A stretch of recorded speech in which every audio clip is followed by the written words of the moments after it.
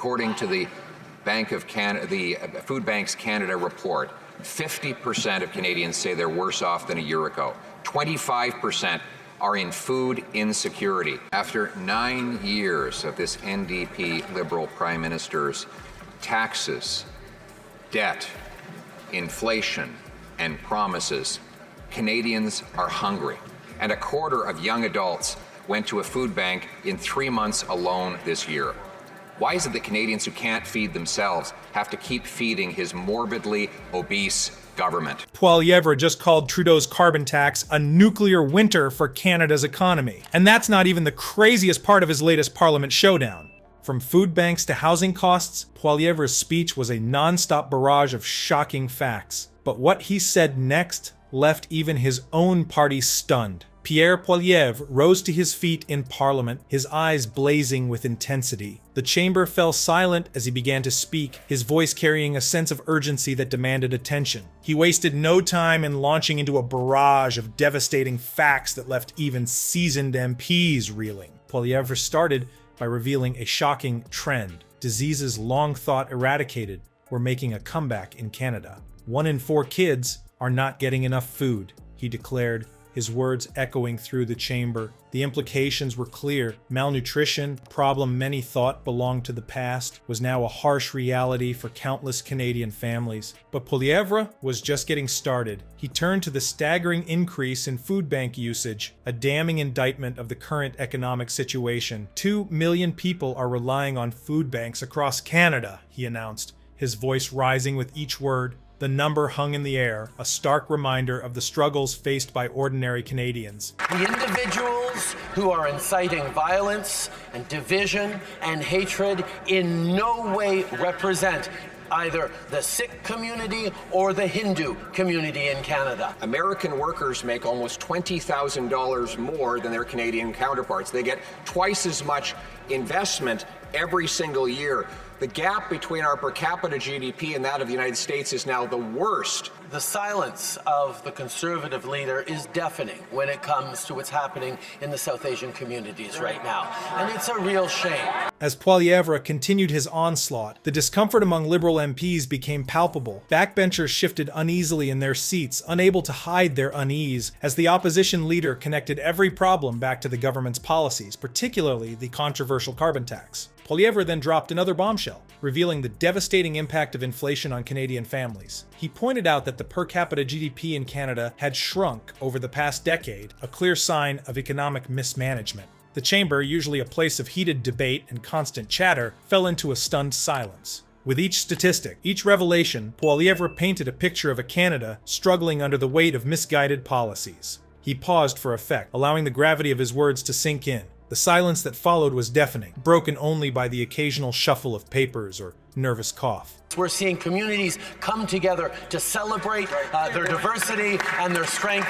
We will continue to stand for the unity of Canadians. After this Prime Minister's rising taxes, bureaucracy, and blocking of energy projects, I know why Harris and Trump want to create jobs for Americans, but why does this Prime Minister want to help them? But he even refuses to take the issue seriously enough to get the security clearance necessary to be briefed on threats to Canada and to Canadians. As Poilievre's speech neared its end, he left his listeners with a chilling question. What other forgotten diseases might be making a comeback due to the government's policies? The implications were clear. The current economic situation wasn't just about numbers on a page, but about the health and well-being of Canadian citizens. The opposition leader's words hung in the air, a challenge to the government, and a rallying cry to those who believed Canada could do better. As he took his seat, the chamber erupted into a mix of cheers and protests. But one thing was certain. Poilievre had made his point, and it would not be easily forgotten. Just when everyone thought Poilievre had delivered the final blow, Trudeau decided to fight back. But his attempt to defend the carbon tax quickly spiraled into a chaotic scene that nobody saw coming. What did the Prime Minister say that caused Conservative MPs to erupt in laughter and heckling?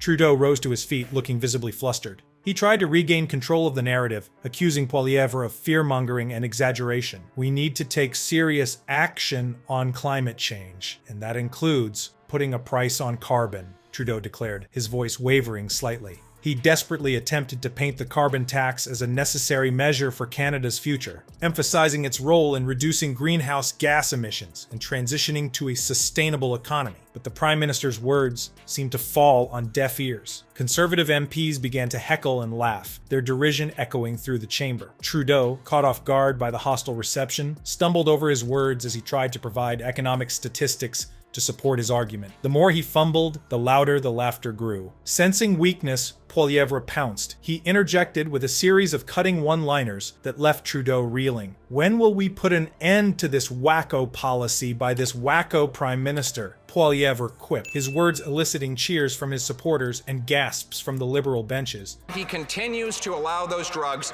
to kill the people in our hospitals and on our public transit. When will we put an end to this wacko policy by this wacko Prime Minister? When will we put an end to this wacko policy by this wacko Prime Minister? By moving forward with British Columbia as they wanted to try a pilot project, that we are working with them to adjust in ways that make sense. We understand the urgency and we will act. The chamber erupted into chaos. The Speaker of the House struggled to maintain order, repeatedly calling for calm as the debate devolved into a shouting match. Trudeau, looking increasingly desperate, tried to link the carbon tax to job creation and economic growth, but Poilievre was relentless, countering each point with devastating precision. "The carbon tax is grinding our economy to a halt," Poilievre thundered, his voice cutting through the din. He pointed out that many Canadians were struggling with rising costs, directly challenging Trudeau's rosy economic picture. The Prime Minister's attempts to defend his policies grew weaker with each exchange, his usual confidence replaced by visible frustration.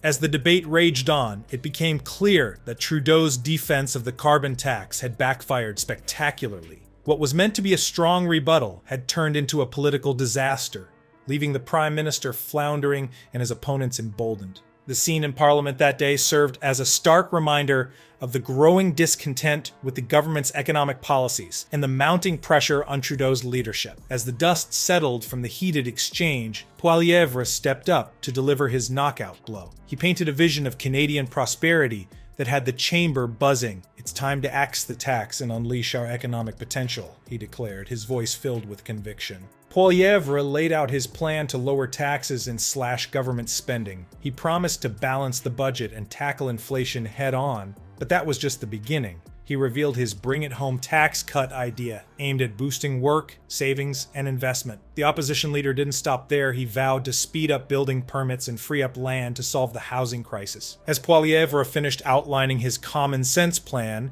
even his critics couldn't deny its appeal. He had not just criticized the government, he'd offered a clear alternative. The chamber erupted in a mix of cheers and murmurs, with many wondering if they just witnessed a turning point in Canadian politics.